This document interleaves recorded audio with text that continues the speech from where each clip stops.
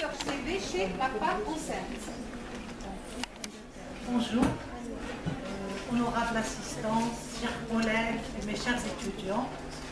Donc, je remercie l'école paramédicale de m'avoir associé à cette journée. Je vous félicite pour tout ce que vous entreprenez pour la promotion de la santé en général et pour la promotion de la santé materno-infantile en particulier. Et c'est dans ce cadre que j'ai préparé ma petite intervention. Je ne suis pas trop étalée sur la clinique, donc on va voir beaucoup plus ensemble le VIH et la grossesse. Vous connaissez tous, il me semble, ça sera qu'un petit rappel.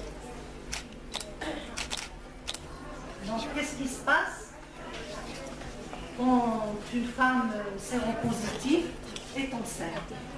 Donc la transmission de la mère à l'enfant est de loin la source la plus fréquente d'infection à VIH chez l'enfant, que ce soit au cours de la grossesse, lors de l'accouchement ou via l'allaitement maternel. Quoique, on a eu dernièrement un couple qui s'est présenté avec son enfant qui était âgé à peine de 10 mois. 10 mois, il n'avait pas une année l'enfant. Il faisait des infections pulmonaires à répétition. Quand on a fait une sérologie HIV, elle était positive. C'est Borgila qui a fait la sérologie HIV qui était positive. Je voulais attirer l'attention sur ce cas. Ses parents étaient négatifs. Les deux parents étaient négatifs. Donc la transmission nosocomiale existe. Elle est rare, mais elle existe ici. Hein? La transmission. Il y a l'histoire d'un autre enfant aussi à Alger. C'est l'équipe d'Alger qui m'a raconté cette histoire. À Alger, un enfant a été dépisté positif à la suite d'infections à répétition. Les deux parents étaient négatifs. Cet enfant-là n'a pas fréquenté les hôpitaux, n'a pas été manipulé, n'est pas tombé malade.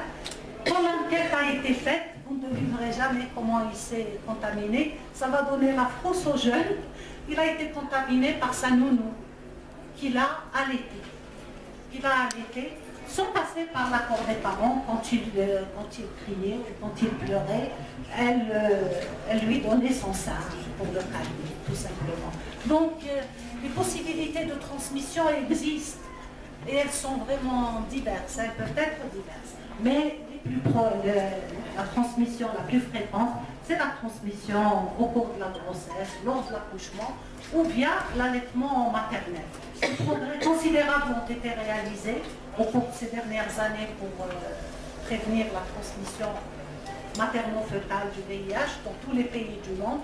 Donc, dans beaucoup de pays, elle a été éliminée. Et l'Algérie, de sa part, s'est engagée pour atteindre l'élimination de cette transmission materno-fœtale en élaborant une stratégie nationale d'élimination de la transmission du VIH de la mère à l'enfant. Et parmi les enfants qui sont nés de mères séropositives dans notre série, aucun n'a été contaminé. Et ça, grâce à la vigilance des médecins traitants, et grâce à la vigilance aussi des sages-femmes, grâce à la vigilance de toute l'équipe de la gynéco-obstétrique. Hein, parce que nous, on envoie la malade, mais dès que l'enfant naît, il est immédiatement dans des consignes, on fournit des traitements. Karina, des fois, se déplace pour recevoir le patient, mais toutes les précautions qui nous laissent sont prises après l'accouchement. Donc, comment se fait la contamination? Elle se fait généralement à partir de la 14e semaine. En anténatal, la transmission est rare. Elle est de 5 à 10% des cas au cours de la grossesse et elle a lieu surtout quand la mère fait une primo-infection pendant la grossesse parce que la virémie est très importante. Par contre, pendant le travail, 60 à 65% des contaminations se font pendant le travail. Et surtout quand le travail est dur et qu'il est laborieux, il y a des contractions qui se font et lors des contractions, il y a des microtransfusions qui se font de la mère à l'enfant. Il y a aussi la contamination lors de la filière génitale. En postnatal, il y a 30% quand le patient n'est pas pris en charge, et 0% quand il y a une bonne prise en charge à la naissance. Diapo suivant. Quels sont les facteurs de risque de transmission de la mère à l'enfant? C'est tout d'abord tout ce qui altère les membranes. C'est les infections sexuellement transmissibles qui remontent du vagin à l'utérus. C'est la rupture prématurée des membranes. C'est les gestes traumatiques lors de l'accouchement. Tout ce qui augmente la charge virale, comme je l'ai dit tout à l'heure, la primo-infection, parce qu'au cours de la primo-infection, la charge virale est très élevée. Le stade clinique avancé, quand le taux de CDK est bas, ça va avec le stade clinique avancé. Et enfin, quand il y a une co-infection, quand il y a des infections génitales associées, quand il y a une hépatite chronique B ou C associée, dans les pays tropicaux, quand il y a un paludisme associé. Et en absence, c'est la troisième? Ça y est? D'accord.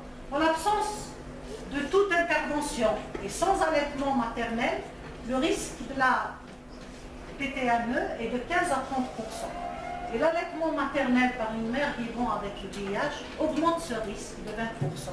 Si bien que ce risque en dehors de toute intervention, il se rapprochera de 50%. Donc dans 50% des cas, la mère transmet le virus à son enfant si des mesures ne sont pas prises aussi bien chez la mère que chez l'enfant. Diapo suivante. Ce risque peut être réduit par contre à moins de 2% par la prophylaxie antirétrovirale prise par la mère pendant la grossesse. Des fois, les malades arrivent tardivement. L'idéal, c'est de traiter au début. L'idéal, c'est de dépister la mère avant la grossesse. Sinon, si on n'a pas eu l'occasion de le faire avant la grossesse, l'idéal, c'est de la dépister à la première consultation. Vous la faites le premier mois ou le premier trimestre, la première consultation anténatale. Vous connaissez mieux que moi. L'idéal, c'est de dépister à ce moment-là, pour qu'on ait le temps de mettre en route un traitement et d'éradiquer le virus, pour qu'il ne soit pas transmis à l'enfant lors de l'accouchement. Donc, la prophylaxie antirétrovirale prise par la mère le plus tôt possible, et par l'enfant pendant les premières années de la vie. Les interventions obstétricales, telles que l'accouchement par césarienne, pratiquées avant le début du travail. On a vu que le travail, il y a beaucoup de contractions et ça favorise, ça provoque des micro-transfusions de la mère à l'enfant et donc transmission du virus. Donc par la structure aussi des membranes et en absence totale d'allaitement maternel. C'est grâce à toutes ces pratiques qu'on peut diminuer nettement la progression, la contamination et la transmission de la mère à l'enfant. Diapo suivante, s'il vous plaît. Alors, comment on définit la définition de la prévention de la transmission de la mère à l'enfant? C'est l'ensemble, c'est ce qu'on a dit tout à l'heure, c'est l'ensemble des mesures mises en œuvre pour réduire la transmission du VIH d'une mère à son enfant durant la grossesse, durant l'accouchement ou l'allaitement. Et à terme, éradiquer le VIH pédiatrique issu de ce mode de transmission. Diapo suivante, s'il vous plaît. Et là, j'ai mis cette diapo, c'est pas pour la lire, elle est un peu encombrée, c'est surtout pour souligner l'action communautaire en vue de faire reculer la stigmatisation et la discrimination et d'accroître l'appui sur le plan de la prévention et des soins, aussi bien au niveau de la prévention primaire de l'infection VIH chez les futurs parents, aussi bien au niveau de la prévention des grossesses non désirées chez les femmes infectées par le VIH et la prévention, et au niveau de la prévention, la transmission du VIH des femmes infectées par le VIH à leurs enfants. Donc l'action communautaire est importante au niveau de la transmission de la PTM, transmission de la mère à l'enfant. Diapo suivante. Alors le message clé numéro 1, c'est le dépistage, comme je l'ai dit. Donc il faut dépister. Dépister, si c'est possible, avant la grossesse. Si c'est possible, mais il y a un problème tabou chez nous, dépister lors du bilan prénuptial. Les gens ont peur de le faire. Vous devinerez pourquoi. c'est rare, le dépistage au niveau du bilan prénuptial est rare, et, parce qu'on n'accepte pas l'autre infecté. Hein, c'est réciproque, la femme n'acceptera pas le mari infecté, le mari n'acceptera pas la femme infectée. Exactement, c'est même pas un divorce, c'est le mariage qui n'aura pas lieu. Donc on n'insistera pas, toujours la stigmatisation. Sans dépistage, on ne peut pas faire de la prévention, de la transmission de la mère à l'enfant. Donc proposer systématiquement ce test lors de la consultation prénatale, le plus tôt possible. Savoir le renouveler quand il y a des comportements à risque, bien sûr, quand c'est un couple stable, on n'a pas besoin de le renouveler. Savoir le renouveler 3 mois, après 3 mois chez les femmes négatives en début de grossesse. Et n'oubliez pas, bien sûr, le dépistage du partenaire. Le dépistage, même si la mère est négative, le dépistage du partenaire est important. Diapo suivante, s'il vous plaît. Donc, chez les femmes dépistées, qu'est-ce qu'on va faire? On va faire une évaluation clinique et immunitaire, dosage CD4 pour la femme enceinte. Ne pas attendre, quand on a une sérologie chez la femme enceinte positive, quand elle est vérifiée par le Western blot, on n'attend même pas la charge virale, qui risque de mettre du temps. On met d'emblée la mère sous antirétroviraux. On essaiera de programmer un accouchement propre. Parfois, on peut conseiller un allaitement protégé. Je vais vous expliquer après ce que c'est que l'allaitement protégé. Enfin, on mettra l'enfant sous prophylaxie ARV. On suivra l'enfant pour faire un diagnostic rapide par PCR. Et on maintient dans le système de soins et la mère et l'enfant. Il faut savoir maintenir dans le système des soins et la mère et l'enfant. Et ça, c'est le rôle des sages-femmes, je dis, des sages-femmes qui vont expliquer, qui vont prendre du temps, expliquer la maladie à la mère, dire que c'est une maladie chronique, c'est pas dramatique, c'est considéré actuellement comme une maladie chronique. Donc on possède des antirétroviraux délivrés à titre gratuit, qui sont très efficaces et qui négatifs, et qui éliminent le virus en 3 mois. Il suffit juste de prendre, insister sur j'ai perdu le mot. Insister sur la régularité de la prise du traitement, l'observance. Insister sur l'observance du traitement, parce que la non-observance va entraîner des résistances et les résistances vont entraîner bien sûr une aggravation de la maladie, surtout quand on ne dispose pas de tout la panoplie d'antirétroviraux. Voilà, le diapo suivante s'il vous plaît. Voilà, quelles sont les recommandations nationales pour prévenir la transmission de la mère à l'enfant? Donc ces recommandations vont varier en fonction du moment de la séropositivité, en fonction du taux de CD4 et en fonction de la charge virale. Si la mère était déjà sous ARV connue, sous ARV avant la conception, c'est une malade connue avant la conception, si elle est sous traitement et qu'elle a une charge virale inférieure à 400 copies par millilitre et des CD4 supérieurs à 500 par millimètre cube, ça veut dire que le traitement est efficace. Ça veut dire que les CD4 ont augmenté, la charge virale est inférieure à 400, ça veut dire que le traitement est efficace. On aura quand même un petit risque persiste parce que la charge virale ne se négative pas. Elle est inférieure à 400 mais elle n'est pas négative. Le risque persiste, donc le nouveau-né doit être mis systématiquement sous AZT pendant 4 semaines.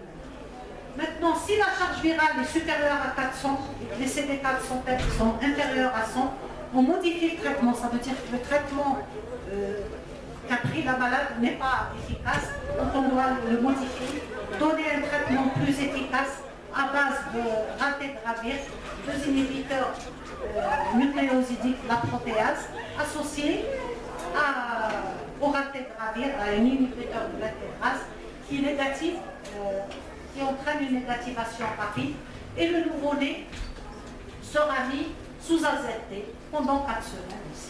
Au cours de la grossesse, si on découvre au cours de la grossesse, commencer dès que possible, sans attendre généralement la charge virale.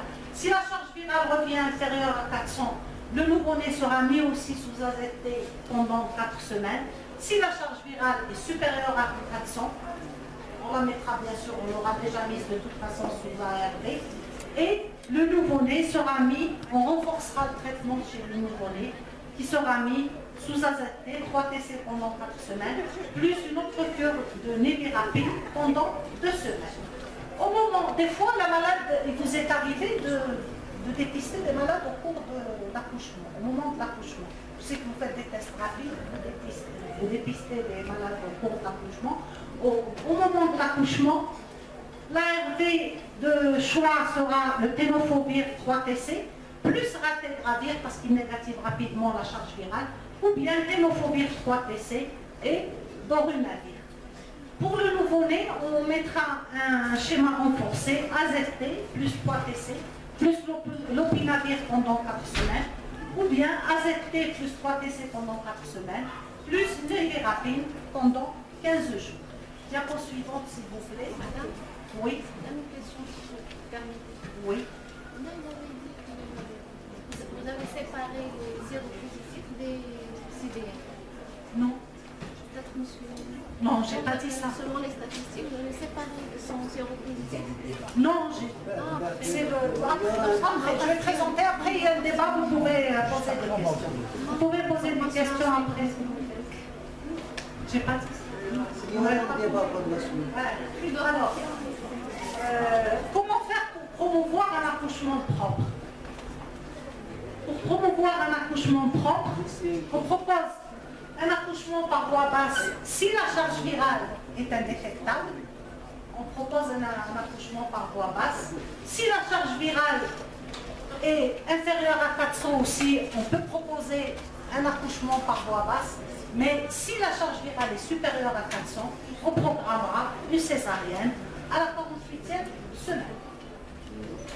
Si la charge virale reste supérieure à 400, à la 36e semaine d'aménagement. Diapo suivant.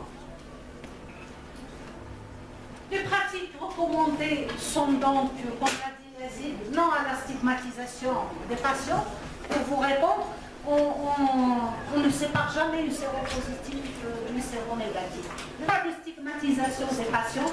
Les mesures d'hygiène universelle doivent s'appliquer à toutes les accouchées, à tous les malades. Mesures d'hygiène universelle doivent s'appliquer à tous les malades. Vous pouvez, au contraire, quand vous savez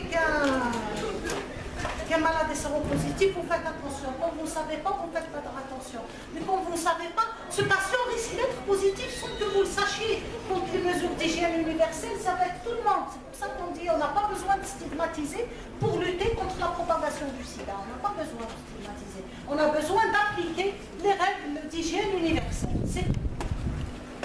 On donne donc, votre rôle sera conseil dépistage cystatus sérologique inconnu, et vous le faites, vous faites un dépistage. J'insiste sur le dépistage. Vous n'avez même pas le droit de dépister systématiquement une femme pendant son accouchement. C'est très grave. Si elle n'a pas, si vous n'avez pas, il faut savoir discuter avec elle. Lui expliquer le risque de transmission à l'enfant. Mais on n'a pas le droit de dépister un malade sans son accord. Alors là, une femme enceinte, elle est très fragile, elle va accoucher, elle est très fragile. Déjà, à l'état normal, elles font des psychoses post-puerpérales, vous le savez. Et lui annoncer pendant son accouchement un sida, c'est dramatique. Il faut vraiment prendre des pincettes. Pour ça, pour le dépistage au moment, c'est assez délicat quand même. Il faut savoir parler à la femme et lui expliquer tout faire. Parce que maintenant, la consultation prénatale existe. Et elle est presque systématique. Toutes les femmes enceintes ont un carnet de suivi. Donc il faut que ça soit fait avant l'accouchement. Évitez tant que faire se peut d'arriver avec une femme non dépistée à l'accouchement. C'est tout ce que j'avais à dire. Il y a une désinfection vaginale lors de l'accouchement par voie basse. Il faut raccourcir le délai, tant que faire se peut, le délai entre la rupture des membranes et l'accouchement. Faire accoucher une malade dès qu'il y a rupture des membranes. Si elle ne peut pas accoucher, il faut faire une césarienne. Rapidement, la programmer par la césarienne. Parce que l'épreuve du travail peut transmettre le virus de la mère à l'enfant à cause des contractions et du risque. risque d'y avoir un passage du virus de la mère à l'enfant. L'autre diapo, s'il vous plaît, c'est le reste des diapos. Des pratiques à éviter lors de l'accouchement, c'est la rupture artificielle des membranes, c'est le décollement des membranes, le rasage de la région du bien, prélèvement au niveau, prélèvement chez l'enfant en cas de souffrance fœtale, épreuve du travail, éviter l'épreuve du travail, l'utilisation des procédures invasives, l'épisiotomie, l'évacuation utérine, l'accouchement par forceps ou accouchement ou aspiration néonatale agressive, et éviter de traire le cordon. Il faut juste planter immédiatement après la naissance le cordon. Les autres, s'il vous plaît, s'il y a une autre diapo. Et après l'accouchement, il faut bien sûr réussir les suites de couches. Hein, savoir annoncer la maladie à la patiente, savoir la rassurer, savoir lui dire que c'est une maladie, que maintenant c'est une maladie chronique comme toutes les autres, et qu'elle peut vivre normalement comme tout le monde, qu'elle peut concevoir normalement comme tout le monde, pour peu que tout ce qu'on a cité soit appliqué. Il faut organiser aussi le suivi, revoir la situation du père. Si vous n'avez pas de sérologie du mari, il faut l'avoir. Organiser le suivi de l'enfant, dépister le nouveau-né, faire une charge virale à N0, à N1 et N3. La vaccination par des vaccins vivants est contre-indiquée. Devinez pourquoi, parce que ça risque de provoquer la maladie et non d'immuniser. L'allaitement maternel est contre-indiqué, mais on peut le faire sous couverture et s'assurer du suivi de la mère. L'autre diapo, s'il vous plaît. Voilà, il y a eu une étude qui a été faite, c'est pas chez nous, c'est au Botswana, et qui a trouvé que la transmission du VIH est supérieure en cas d'allaitement maternel, mais que la mortalité précoce est supérieure dans le groupe avec allaitement artificiel, surtout chez l'enfant inférieur à 18 mois. Et c'est à partir de là, parce que c'est des pays pauvres, c'est des pays qui n'arrivent pas à nourrir avec du lait artificiel, si bien que la dénutrition peut tuer le malade, peut tuer le bébé avant que le sida ne le tue. Voilà. Et c'est pour ça qu'ils ont proposé l'allaitement protégé. Votre diapo, s'il vous plaît.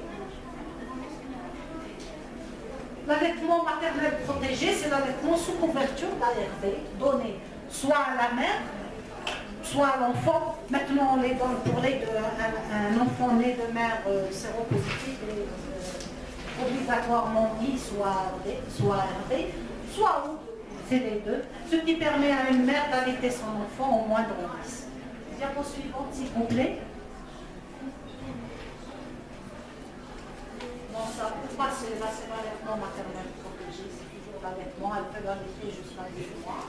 Ce qu'il faut savoir sur la prise en charge du VIH en Algérie, un mot, il existe 60 centres de dépistage volontaires chargés d'offrir à la population un accès gratuit au dépistage et au conseil, et complètement anonyme, 14 centres de traitement au niveau des services des maladies infectieuses, c'est les principaux CHU, et en plus il y a, comme on ne pouvait pas ne pas mettre, comme l'a dit le professeur Kadir, un centre à Taman Rasset. Je l'ai bien dit, c'était indispensable, même si ce n'est pas un hôpital universitaire, il fallait installer un centre à Taman Rasset. Un centre à Bourgla avant qu'elle ne devienne CHU. Maintenant elle est CHU. Il faut savoir que les ARV sont disponibles et gratuits. C'est tout. À Batna, ce n'est qu'en 2015 qu'on a eu un centre de dépistage et de traitement pour l'HIV. Ce n'est qu'en 2015. En 2016, on a commencé à traiter. On a pris en charge 146 patients. Plus de 20 patients sont décédés.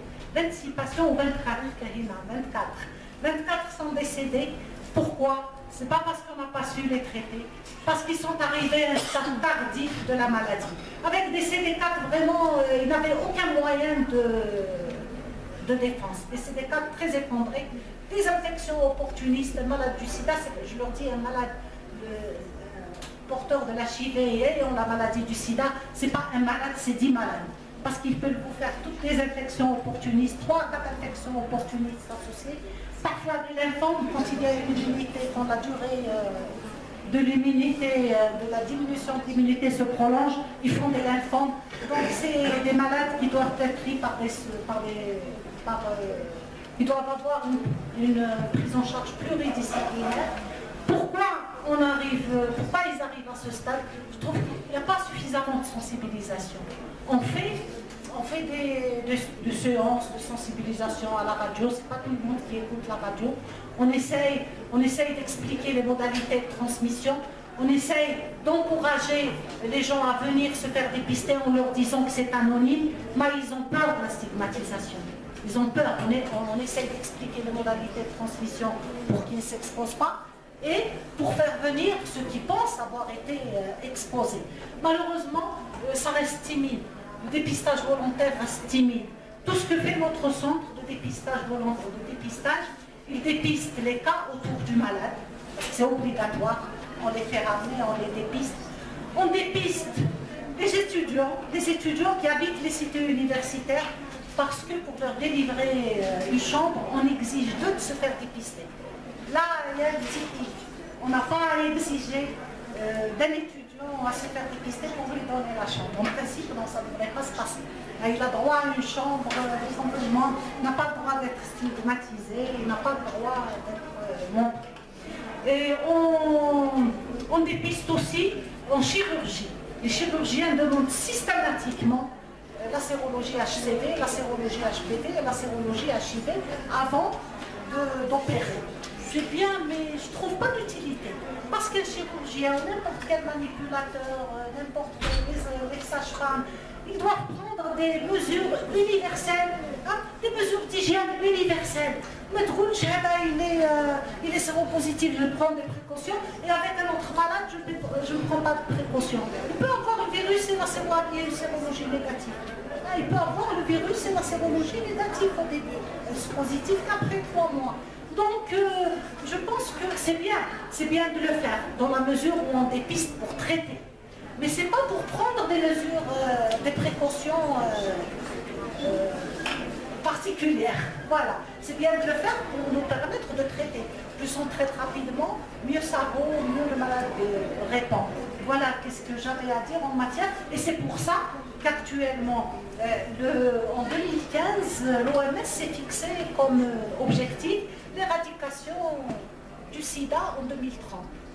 Avec comme objectif d'ici 2020, dépister 90% des patients, traiter 90% des patients et négativer la charge virale chez 90% des patients. C'est pour ça que des centres de dépistage ne fonctionnent pas à plein temps. Donc il y a eu des slogans « Transmission mère-enfant, je crois qu'on va maîtriser. Du moins chez nous, aucun enfant n'a été contaminé. La stigmatisation un peu moins. Ça reste quand même, ils ne sont pas stigmatisés, les malades ne sont pas stigmatisés au service, ne sont pas stigmatisés par les médecins, mais ils restent quand même stigmatisés par leur propre famille, par leur propre entourage. Il y a eu aussi le test intrus. Le test intrus, c'est dépisté avant. Avant, au début du sida, on ne traitait pas tout le monde, on ne traitait que le sida maladie. On ne traitait pas les séropositifs. Parce qu'on peut être séropositif pendant 2 à 10 ans, sans présenter de manifestations cliniques, et au bout de 10 ans, quand l'immunité sera totalement déprimée, quand les CD4 chutent en deçà de 500, le malade va faire des infections opportunistes. Et à chaque palier de CD4, il y a des infections opportunistes. Avant, on ne traitait qu'après le sida déclaré. Les maladies opportunistes sont classantes pour le sida, stade 1, 2, 3, je ne vais pas reprendre le classement du sida, ça sera rien pour vous.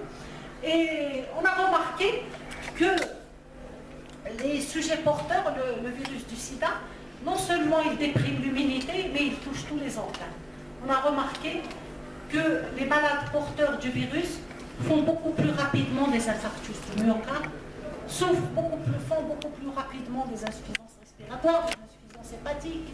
Donc ils font plein de pathologies en dehors des infections opportunistes. Il n'y avait pas, en fait, que les infections opportunistes qui tuaient le malade. Il peut mourir d'une atteinte viscérale due au sida lui-même.